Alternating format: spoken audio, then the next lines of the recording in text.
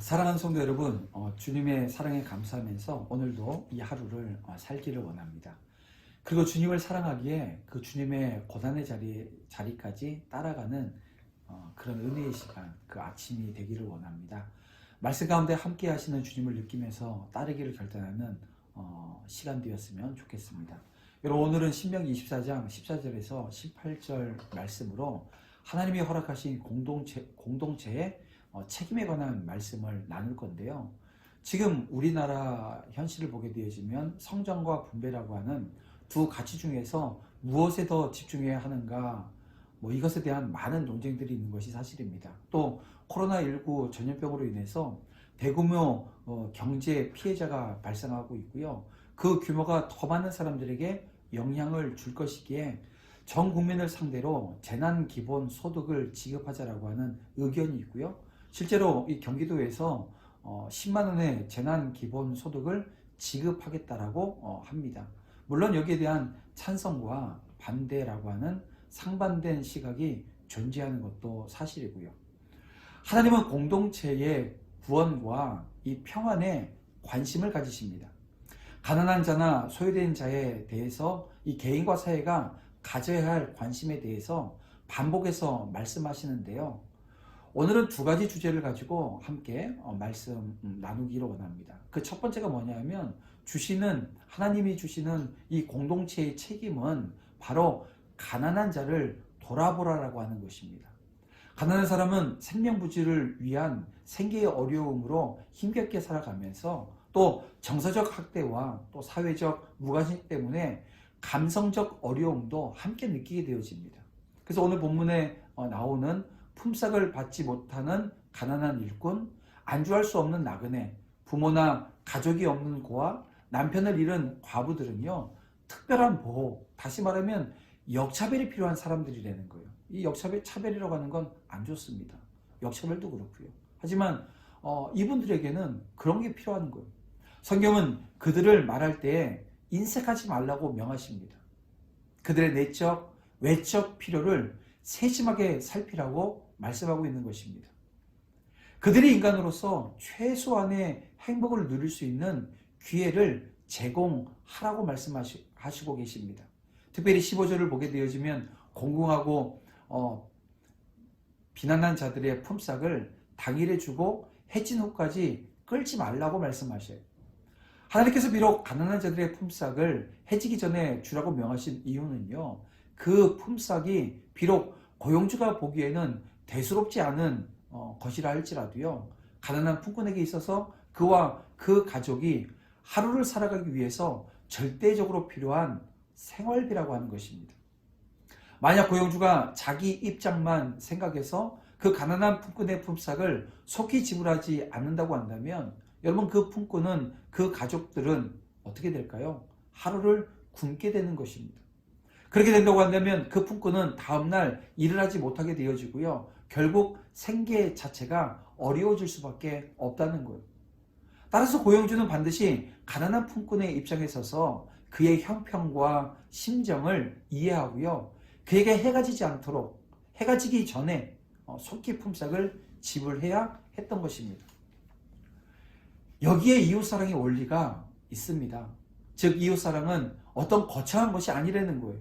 먼저 상대방의 입장에 서서 그의 형편과 심정을 이해하는 것에서부터 시작해야 된다는 것입니다. 만약 상대방의 입장에 서서 그 형편과 심정을 이해하려 하지 않는다고 한다면 자기 생각에 아무리 선한 것을 베푼다고 해도요, 그것은 진정한 의미에서 사랑이라고 이야기할 수는 없는 거죠. 생각해 보세요. 어떻게 상대방의 입장은 헤아리려 하지 않고 자기 마음대로 상대방을 대하면서 그것을 사랑이라고 말할 수 있겠습니까? 상대방에게 아무리 많은 것을 주고 또 아무리 좋은 것을 준다고 해도요, 그것이 상대방의 형편과 심정을 생각해서 한 것이 아니라고 한다면 여러분, 그것은 사랑이 아니라 단지 자기 만족을 위해서 상대방을 괴롭히는 것에 불과한 것입니다. 그래서 진정한 사랑이라고 하는 것은 오직 상대방의 입장에, 그리고 그 처지에 오늘 우리의 중심을 두고 그들을 염려해서 상대방에게 조금이라도 피해가 돌아가지 않게 하는 아주 섬세한 배려와 그 배려의 마음이 전제되어 있어야 한다는 것입니다. 여러분, 예수 그리스도께서 이 당신의 제자들을 어떻게 사랑하셨는가 여러분 한번 살펴보세요. 예수 그리스도께서는 먼저 제자들의 입장에서 그들이 얼마나 연약한지를 이해하고 계셨습니다. 그래서 그들이 대제사장들과 서기관들, 장로들에게 사로잡힌 당신을 홀로 버려두고 모두 흩어지게 되어질 것을 아시면서도 어떻게 하셨어요? 그들을 원망하시거나 탓하지 않으셨습니다. 오히려 그 제자들이 당신에 대한 그런 배신 행위로 인해서 낙심하거나 실족하지 않도록 하기 위해서 제자들에게 그들이 당신을 버리고 흩어지게 될 것이라는 사실을 미리 가르쳐 주셨습니다. 이처럼 예수 그리스도께서 제자들의 연약함을 아시고 그들을 배려하셨기에 그들은 비록 당장은 실패한 실패자였지만요, 그 실패를 극복하고 훌륭한 주님의 일꾼이 될 수 있었던 것입니다. 그렇습니다. 진정한 사랑이란 바로 이런 것입니다. 철저하게 상대방의 입장을 먼저 생각하고요, 배려하는 마음이 전제되어진 것, 여러분 이것이 진정한 사랑이라고 말할 수 있습니다. 그러므로 오늘 우리는 먼저 형제와 이웃을 사랑한다고 말하기에 앞서서 먼저 그들의 입장에 서서 그들을 이해하려고 하는 노력이 먼저 있어야 되는 거예요. 그래서 그들이 웃을 때 함께 웃고 그들이 슬퍼할 때 함께 슬퍼할 수 있기를 바랍니다. 사랑은 상대방의 입장에서 먼저 생각하는 것부터 시작이 되어집니다. 두 번째로 주어진 공동체의 책임은요, 억울함이 없게 하라는 거예요. 성경은 각 사람이 자기의 죄에 따라서 죽임을 당할 것이라고 16절에서 말씀하고 있습니다. 여러분, 이 규례는 구체적인 범죄에 대한 것이 아니라 법적 절차 전반에 관한 것인데요, 모세는 경우에 따라서 이 자손이 조상의 죄값을 치르면 된다고 선포했었습니다. 이 출애굽기 20장에 나오는 말씀인데요, 그러나 그 말씀은 아버지의 죄가 다음 세대에게 나쁜 영향을 미치기는 하지만 결코 그 세대가 압제를 받아야 할 그런 그 벌을 대신 받는다라고 하는 것은 아닙니다. 그 일은 하나님이 알아서 하셔야 하는 하나님께 속한 일이지 결코 인간 사회에서 하나의 원리로 적용될 수 없는 것입니다.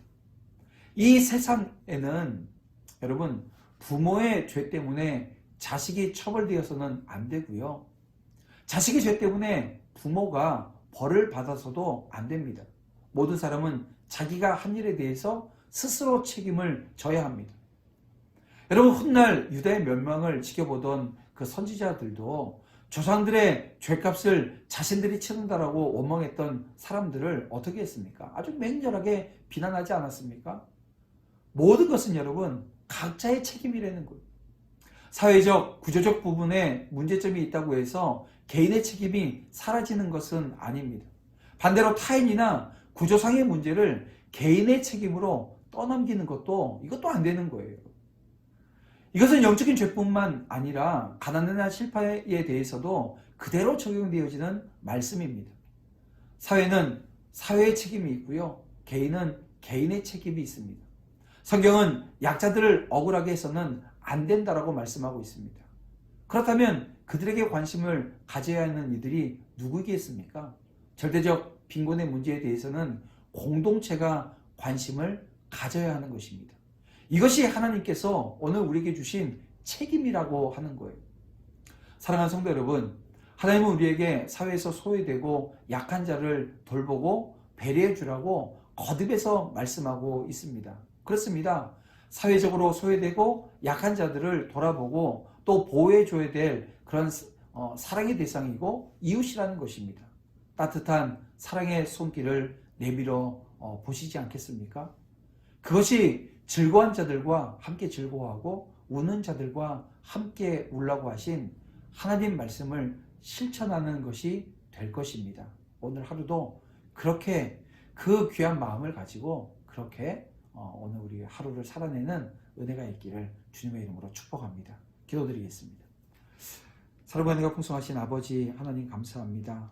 우리 주변 이웃들을 돌아볼 수 있게 하시고 언제나 하나님께서 함께 하심으로 말미암아 사랑의 메신저들이 되어 사랑이 중심이 되어지되 내 안에서의 사랑이 아니라 주님의 사랑이 믿음의 종들을 통해서 흘러가는 은혜의 역사 허락해 주시옵소서. 오늘 이 땅에, 오늘 우리 주변에 소외되어지고 연약하며 약한 자들이 너무나도 많습니다. 그들을 위해서 먼저 기도하게 하시고 그들의 필요를 채워줄 수 있는 믿음의 종들이 다 되어줄 수 있도록 주님 인도하여 주시옵소서. 하나님 말씀이 오늘 우리에게 고민으로 끝나는 것이 아니라 그 말씀이 기준되어 결단의 자리에서 행하는 은혜로 하나님의 축복이 믿음의 종들 가운데 언제나 넘칠 줄 믿사오며 예수님의 이름으로 기도드립니다.